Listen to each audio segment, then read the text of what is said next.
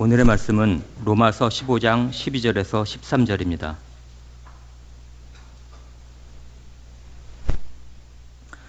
또 이사야가 이르되 이새의 뿔이 곧 열방을 다스리기 위하여 일어나시는 이가 있으리니 열방이 그에게 소망을 두리라 하였느니라. 소망의 하나님이 모든 기쁨과 평강을 믿음 안에서 너희에게 충만하게 하사 성령의 능력으로 소망이 넘치게 하시기를 원하노라. 아멘. 귀한 말씀 봉독과 기도에 감사를 드립니다. 우리 할렐루야 찬양대가 찬양을 하고 있으니까 아기 예수님이 금방 오실 것 같은 그런 마음이 있습니다. 너무 은혜로운 찬양 너무 감사드립니다. 우리 성도님들의 삶의 자리에도 이 땅에 평화의 왕으로 오신 아기 예수님의 은혜가 가득하시기를 주님의 이름으로 축복합니다. 연말이 되면 한 해를 돌아보는 많은 일들이 있습니다. 어떤 분들은 본인들이 기록한 일기나 여러 가지 메모장들을 한 번씩 뒤척여 보기도 하고, 또 어떤 분들은 1년 동안 찍었던 사진을 내가 또 한 해 동안 이런 일이 있었구나라고 살펴보기도 합니다. 우리 성도님들은 어떻게 연말을 그리고 이 12월 달을 보내고 있는지 너무 궁금합니다. 전 세계 243개국의 방송국을 가지고 있는 세계적인 통신사가 있습니다. AP통신입니다. 그 AP통신은 연말이 되면 해마다 올해의 사진을 항상 발표를 합니다. 한 해 동안 정치, 경제, 사회, 문화, 그리고 스포츠 이런 다양한 곳에서 찍었던 기자들의 사진들을 모아가지고 그 중에서 최고의 사진들을 좀 추려가지고 그 올해의 사진을 선정하는데요. 2023년도 12월도 이번 주에 어김없이 올해의 사진을 선정하였습니다. 수만 명의 기자들이 수백만 장의 사진을 추려서 대략 한 30장 정도의 사진을 추려서 올해의 최고의 사진을 이렇게 항상 전 세계 사람들에게 알려주는데, 그 30여 장의 사진 중에서 유독 인상 깊었던 사진이 하나가 있어서 제가 하나 소개하려고 합니다. 바로 이 사진입니다. 이 사진은 올해에 5월 17일에 찍었던 한 기자가 찍었던 사진입니다. 이 사진이 유독 인상이 깊었던 것은 이 사진의 설명을 듣고 더 인상이 깊었습니다. 이 우크라이나와 러시아가 지금 전쟁을 하고 있지 않습니까? 이 전쟁하고 있는 중에 우크라이나 수도 키예프라는 지역의 한 마을에서 이 러시아 탱크가 주변에 이제 폐허가 되어 있는 그 상태임에도 불구하고 우크라이나의 한 주민이 해바라기 씨앗을 지금 뿌리고 있는 겁니다. 좀 그 주민이 좀 작게 보이긴 하는데 어떻게 보이십니까? 예. 이 전쟁의 잔혹한 이곳에서 해바라기 씨앗을 뿌리고 있다라는 이거 하나만으로도 소망과 희망을 우리에게 전해준다라고 할 수 있습니다.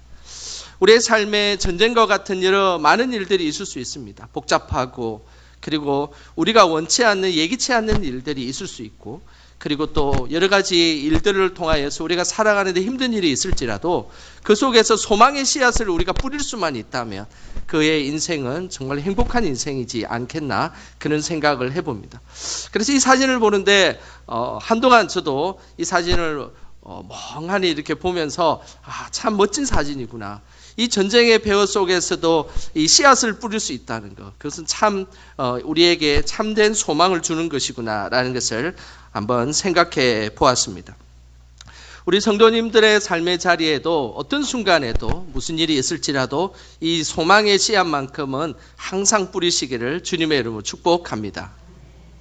오늘 읽은 로마서는 많은 별명을 가지고 있습니다.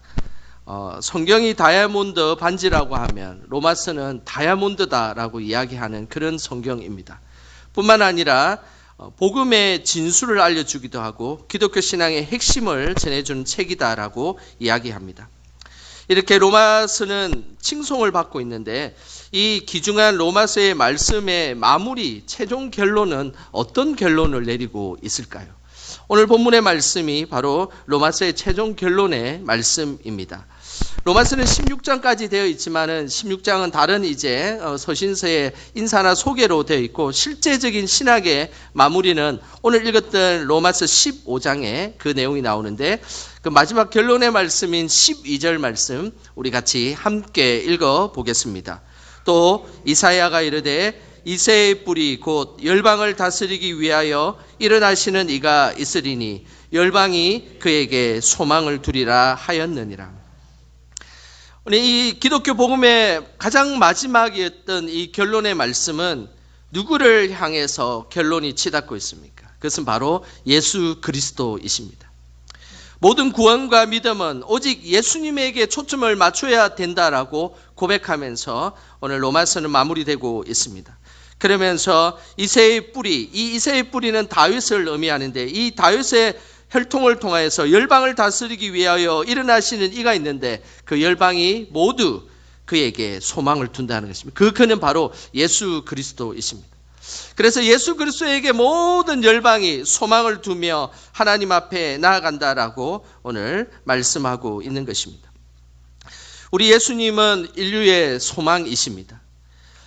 우리의 어떤 지식과 어떤 기술로도 우리는 죄의 문제를 해결할 수가 없습니다.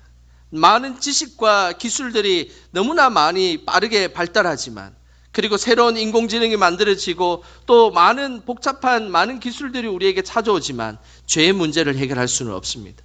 그 죄의 문제를 해결할 수 있는 유일한 분이 있습니다. 그분이 바로 예수 그리스도이십니다.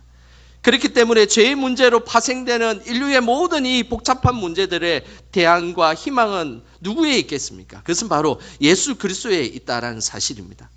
예수님만이 우리의 죄의 문제를 해결할 수 있고 예수님만이 우리가 하나님 나라 갈 수 있는 길을 제시해 주시기 때문입니다. 그래서 예수님만이 우리의 진정한 소망이 되는 것입니다. 그 소망 되신 예수님을 항상 믿음으로 고백하시기를 주님의 이름으로 축복합니다.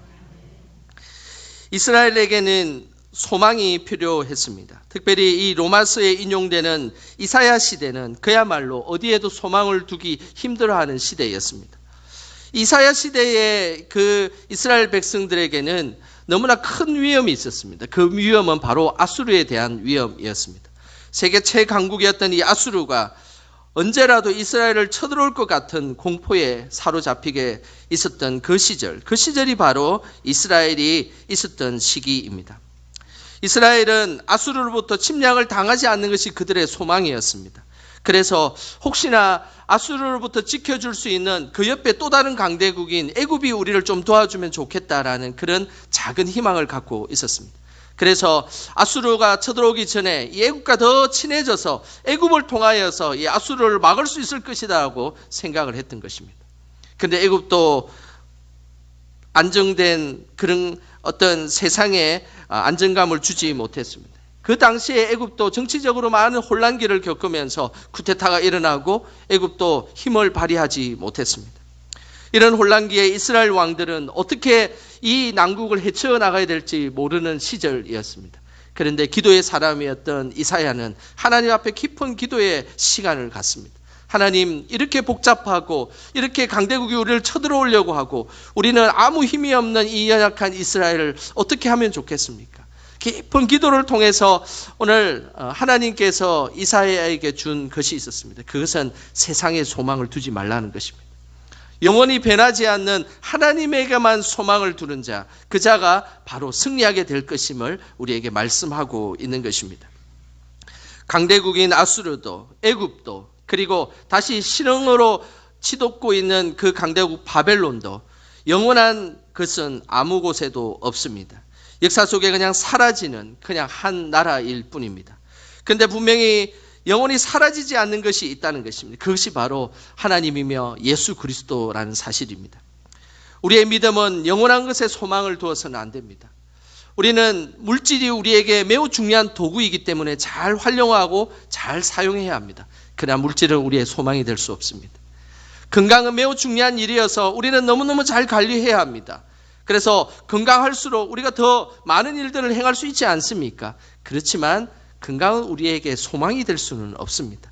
오직 소망이 되는 것은 바로 하나님만이 우리 삶의 소망임을 믿음으로 고백하시기를 소망합니다.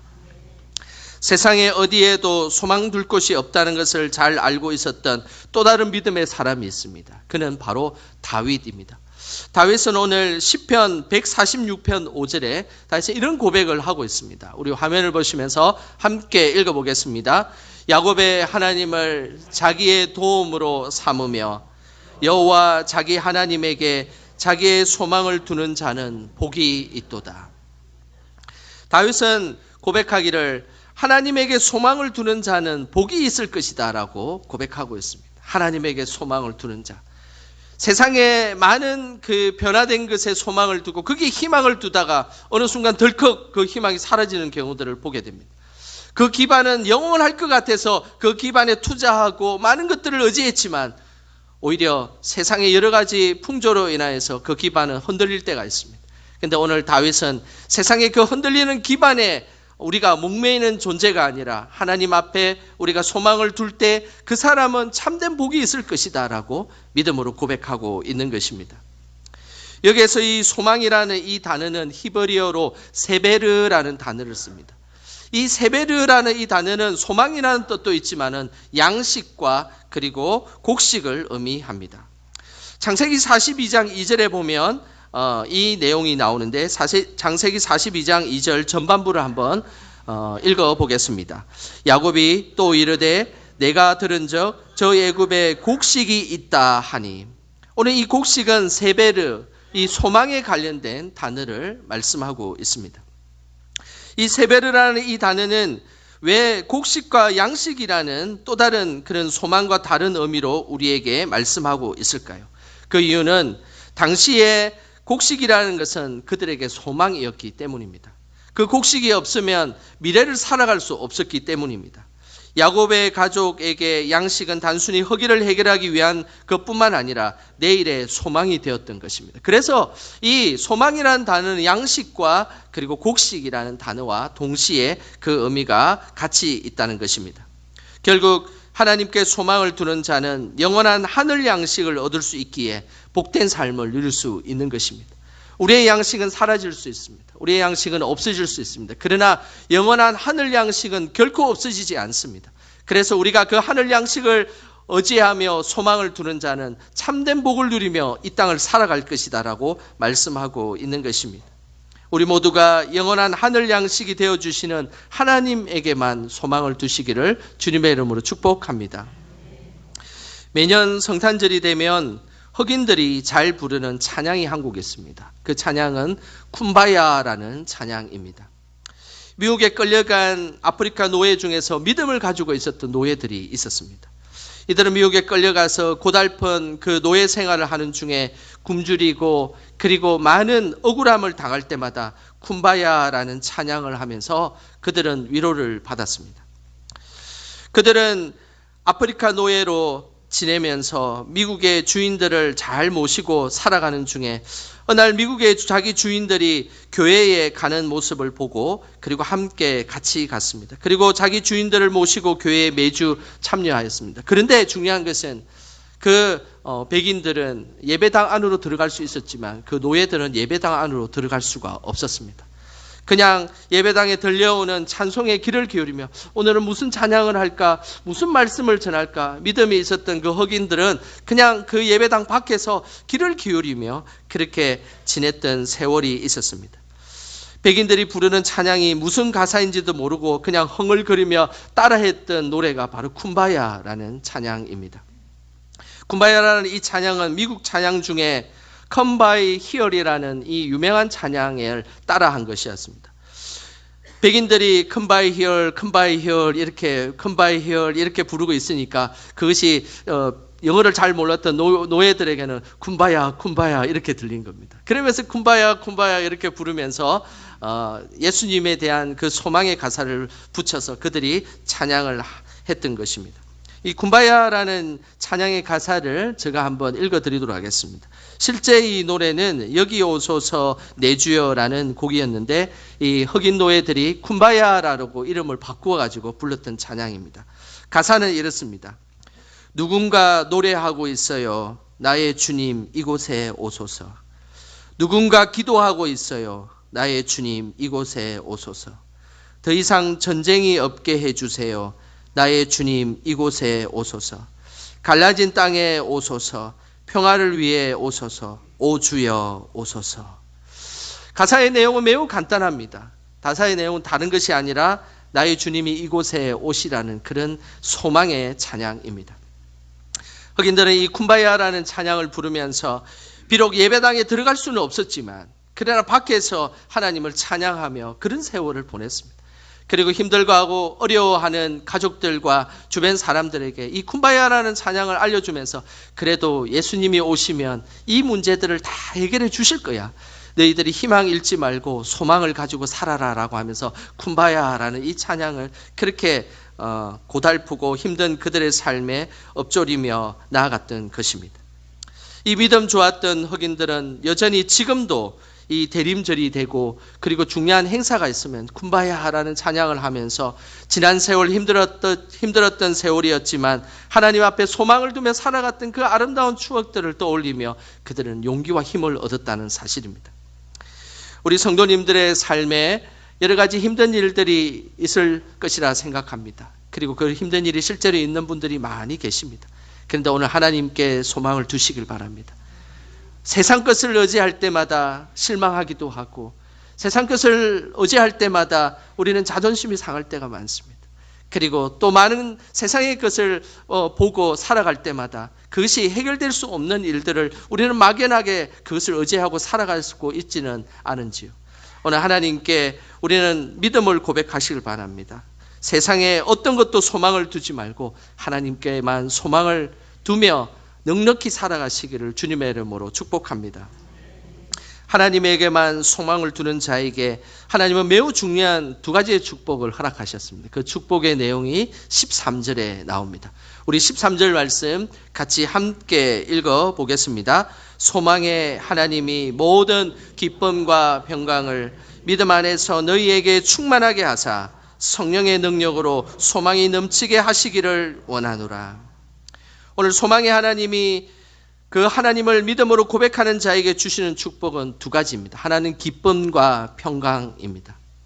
기쁨과 평강을 충만하게 주셔서 궁극적으로는 우리 안에 소망이 넘치게 하여 주시겠다라고 우리에게 약속의 말씀을 하셨습니다.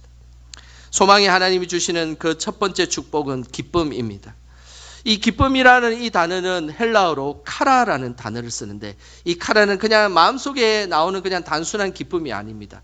이 기쁨은 찾았을 때 얻는 기쁨입니다. 사람들은 기쁨이라는 것은 나에게 찾아온다라고 생각할 때가 많습니다. 그러나 성경에는 그렇게 이야기하지 않습니다. 성경에서 이야기하는 이 기쁨은 발견되어지는 기쁨입니다. 꼭 보물찾기처럼 기쁨이라는 것이 하나님이 우리 삶의 주변의 곳곳에 숨겨두어서 그것을 발견할 때 카라의 기쁨, 참된 기쁨이 있다라는 것입니다. 우리 삶에는 많은 기쁨들을 하나님께서 숨겨두셨습니다. 때로는 배우자에게, 때로는 자녀에게, 때로는 우리의 만나는 사람들에게, 때로는 우리 교회에게, 때로는 우리가 살아가는 일터에 곳곳에 이 기쁨이라는 것을 하나님은 숨겨두셨습니다. 그렇게 살아가다가 그 기쁨이 발견되어질 때 너무너무 기뻐하는 겁니다. 그 기쁨을 찾아서 기뻐하고 즐거워하는 그것이 바로 카라의 기쁨입니다. 우리의 삶에 하나님께서 주시는 그 기쁨의 은혜들을 많이 발견하셔서 기쁨들을 평소에도 많이 누리시기를 주님의 이름으로 축복합니다. 1954년에 노벨 문학상을 탄 해밍웨이라는 유명한 작가가 있습니다. 아마 이 작가는 다들 잘 아는 그런 작가일 것입니다. 그의 첫 소설에는 킬리만자로의 눈이라는 아주 귀한 소설을 통해서 아주 문학의 귀한 역할들을 감당했던 아주 위대한 사람이 해밍웨이입니다. 킬리만자로의 눈이라는 책의 첫 문장에는 이런 표현이 있습니다. 제가 한번 읽어드리겠습니다. 말라 얼어붙은 표범의 시체 하나가 나둥거려져 있다. 과연 표범은 그 높은 산 봉우리에서 무엇을 찾고 있었던 것일까? 해밍웨이는 자신의 첫 이 소설의 문장에서 이 표범이 자신인 것처럼 그렇게 형상화하였습니다.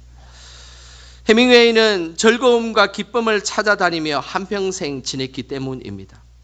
그는 자신이 표범처럼 이 킬리만자로의 산자락에서 뭔가를 헤매고 찾아다니는 그 모습이 자신의 모습인 것처럼 그는 묘사하였습니다. 실제로 그는 스페인에서 투사가 되었고, 그리고 이탈리아에서 전쟁 중에 구급차를 운전하였고, 아프리카에서는 사자와 코끼리 사냥을 하며 온갖 세상에 많은 경험들을 하면서 혹시 그곳에서 우리의 즐거움이 있지 않을까, 기쁨이 있지 않을까, 그곳을 막 헤매며 다녔습니다. 킬리만자로의 표본처럼 세상이 주는 즐거움과 기쁨을 찾기 위해 이곳저곳 안 다녀본 곳이 없었던 것입니다. 하지만 그는 62세가 되는 그 해 1961년 7월에 그가 평소에 가지고 있었던 사냥총으로 생명을 끊고 자살하며 그의 생애를 마무리하였습니다. 그의 삶은 끊임없는 세상의 그 기쁨을 찾기 위해서 많은 경험을 하고, 이렇게도 경험해보고 저렇게도 경험해보고 저곳에 가보기도 하고, 또 혹시 저곳에 나에게 주는 기쁨과 그런 즐거움들이 있을까 찾아다녔지만 어느 곳에도 기쁨이 없다는 것을 알고 그는 그의 자신을 자살로 생을 마감하게 된 것입니다. 하나님께 소망을 두는 자는 그런 삶이 아닙니다. 세상에 소망을 두지 않는 사람입니다. 예수님은 우리의 살아가는 우리의 삶의 여정 가운데 예수님께서 주시는 그 참된 기쁨을 찾는 것, 이것이 우리의 믿음의 성도들의 참된 모습임을 말씀하였습니다. 요한복음 15장 11절에 예수님께서 이런 말씀을 하셨습니다. 우리 같이 화면을 보시면서 읽어보겠습니다. 내가 이것을 너희에게 이름은 내 기쁨이 너희 안에 있어 너희 기쁨을 충만하게 하려 함이라. 하나님께서 주시는 기쁨은 우리 안에 있다라고 말씀하고 있습니다. 그런데 이 기쁨의 근원은 예수님임을 말씀하고 있습니다. 내 기쁨이 너희 안에 있어 너희 기쁨을 충만하게 하려 함이라. 예수님은 우리에게 기쁨을 주셨습니다.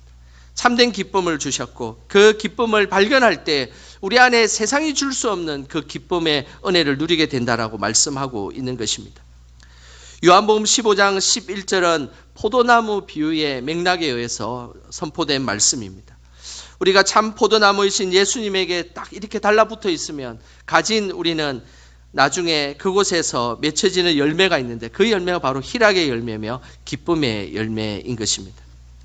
우리가 너무 세상에 소망을 두고 근심과 걱정 속에 살아가면 우리 안에는 아주 못된 열매들이 맺히게 되어 있습니다. 아무짝에도 쓸모없는 열매들이 자꾸 우리 안에 만들어지게 되어 있습니다.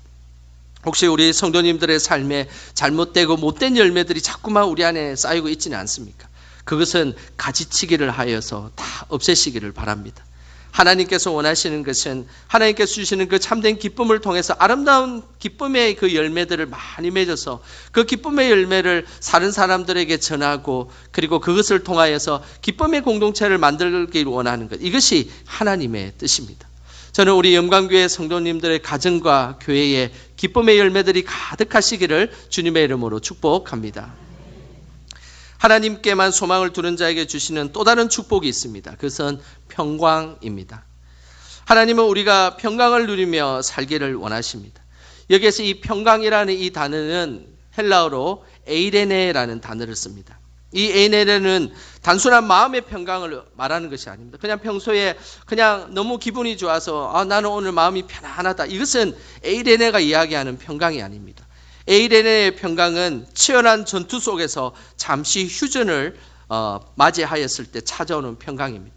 살아오는 삶의 치열한 삶의 여정 가운데 여러 가지 걱정할 수밖에 없는 삶의 여정, 그리고 힘들고 고달플 수밖에 없는 그 삶의 여정 가운데 치열하게 살아가다가 불현듯 하나님께서 우리에게 주시는 그 평강, 그것이 바로 에이레네의 평강입니다. 서로 대치되어서 치열한 전투 속에서 갑작스럽게 찾아온 그런 평강인 것이죠. 저는 이 에이레네라는 단어를 떠올리면 유명한 그 생각을 하면 유명한 동상 하나가 떠올라집니다. 이 동상은 조각가 앤디 에드워즈가 만든 작품인데 한번 보도록 하겠습니다. 이 동상은 매우 유명한 동상입니다. 두 사람이 축구 경기를 하기 직전에 악수를 하는 장면입니다. 그래서 크리스마스 시즌이 되면 이 동상이 왜 만들어졌는지를 아는 사람들은 모두가 이곳에서 사진을 찍기를 원합니다. 1914년을 배경으로 만들어진 작품입니다. 1914년에 영국과 독일이 벨기에에서 싸움을 하고 있었을 때였습니다. 근데 이 1914년 그 싸움을 치열하게 했던 그 장소가 바로 벨기에라는 곳인데 때마침 그날이 크리스마스 전날이었습니다. 전날에 전쟁을 치르고 총소리가 아주 왕성하게 총소리가 날 그때에 갑자기 총소리가 한순간 잠시 멈췄습니다. 그런데 그곳에서 독일의 한 병사가 이런 노래를 불렀습니다. 고요한 밤, 거룩한 밤, 어둠에 묻힌 밤. 그 노래를 찬양을 부르고 있는 것이었습니다. 그러면서 갑자기 그 전쟁의 그 소용돌이 속에서 갑자기 고요한 정적이 흘렀습니다. 독일의 병사가 그 노래를 부르자 저쪽 편에 있던 영국의 병사가 그 노래를 따라 부르는 것이었습니다. 고요한 밤, 거룩한 밤. 그러면서 한 사람이 불렀던, 그리고 반대쪽에 불렀던 그 노래를 또 다른 옆에 사람들이 불러가지고 그 자리가 고요한 밤, 거룩한 밤을 부르는 합창을 부르는 장소가 되었던 것입니다. 독일과 영국의 지휘부들은 깜짝 놀랐습니다. 이 전쟁을 하다가 이게 무슨 일이냐. 그러면서 잠시 휴전하기로 그렇게 결정을 내렸습니다. 그래서 독일과 영국의 그 병사들은 크리스마스 휴전을 하자고 다들 제안을 하였고, 그래도 크리스마스 때만큼은 우리가 전쟁을 하지 않고 그냥 지내자라고 결정을 했던 것입니다. 불과 몇 시간 전만 해도 총을 겨누며 목숨이 왔다 갔다 하는 그 전장에 크리스마스 휴전이 일어난 것입니다. 그러면서 한 사람이 이런 제안을 했습니다. 이 크리스마스 때 우리가 축구를 한번 하자라고 제안을 한 겁니다. 그 동상이 뭐냐면 영국군과 그리고 독일군이 축구 경기를 하기 직전에 서로 악수하는 장면이 좀 전에 봤던 그 동상입니다. 그날 축구 경기는 독일이 3대2로 영국을 이겼습니다. 이 일이 있고 난 뒤에 영국 신문이 이 소식을 듣고 일면에 전면 기사를 이렇게 냈습니다. 1914년에 있었던 그 신문을 실제 신문을 한번 보도록 하겠습니다. 이것이 그때 당시에 1914년에 있었던 영국의 신문입니다. 그 영국의 신문의 내용 중에 일부분이 이런 내용이 있었습니다. 한번 읽어드리겠습니다. 전쟁과 민족적 정오에 대한 모든 생각이 갑자기 사라졌습니다. 우리는 그때 전장의 한복판에서 어린아이들처럼 행복했습니다. 이 놀라운 행복은 예수님의 탄생이 주는 행복이었습니다. 바로 전쟁 속에서 갑자기 휴전이 일어나고 그들에게 참된 행복을 느끼고 평안을 느끼게 된 것입니다. 이것이 바로 에이레네라는 단어의 의미입니다. 전쟁 상황에 맞이한 평화였고 세상이 줄 수 없는 참된 평화이라는 사실입니다. 우리 성도님들이 살아가는 우리의 인생은 때로는 전쟁과 같은 인생일 때가 많습니다. 복잡하고 얽혀있고 때로는 미래가 암울할 때가 많습니다. 그래도 그곳에 전쟁 속에서도 우리에게 참된 평화를 주시는 그 참된 평화를 우리 성도님들의 삶의 자리에서 다 누리시기를 주님의 이름으로 축복합니다. 이것이 예수님께서 주시고자 하는 그런 축복의 의미입니다. 예수님도 요한복음 14장 27절에 평안에 대해서 이렇게 말씀하셨습니다. 요한복음 14장 27절 같이 한번 읽어보겠습니다. 평안을 너희에게 끼치노니 곧 나의 평안을 너희에게 주노라. 내가 너희에게 주는 것은 세상이 주는 것과 같지 아니하니라. 너희는 마음에 근심하지도 말고 두려워하지도 말라. 오늘 예수님께서 평안을 주시겠다라고 하셨는데 이 평안은 세상이 주는 것과 같지 않다라고 말씀하셨습니다. 세상은 조건적인 평안을 줍니다. 너가 이렇게 하면 내가 너에게 평안을 줄 것이다. 너가 이 일을 하고 너가 이런 일들을 해나가고 이런 말들을 하고 이런 조건이 합쳐지면 내가 너에게 평안을 주고 쉼을 주고 휴가를 줄 것이다 라고 이야기를 합니다. 그러나 예수님께서 주시는 것은 그런 것이 아닙니다. 예수님께서는 항상 우리에게 참된 평화를 아무 조건 없이 주시기를 원하시는 분, 그분이 우리의 예수님이십니다. 오늘도 우리는 어떤 소망 속에 살아가고 있습니까? 혹시나 변하고 갑자기 없어질 그 세상에 소망을 두고 있지는 아니하십니까? 저는 바라기에 우리 영광의 모든 성도님들은 다 하나님에게만 소망을 두시기를 소망합니다. 그래서 그 하나님 주시는 그 기쁨과 평안을 충만히 누려서 이 땅에 다른 믿지 않는 자들보다 더 믿음의 승리를 통해 나아가는 저와 여러분 되시길 주님의 이름으로 축원합니다. 기도하겠습니다. 소망의 하나님, 희망 없이 살아가는 우리들에게 소망이 되어 주셔서 감사드립니다. 세상에 소망을 두는 인생이 아니라 하나님께만 소망을 두게 하옵소서. 우리 안에 주신 기쁨과 평강이 충만하게 하시고 주님 오심을 간절히 기다리는 저희들이 되게 하옵소서. 예수님의 이름으로 기도드립니다. 아멘. 이 시간 주신 말씀 기억하며 찬송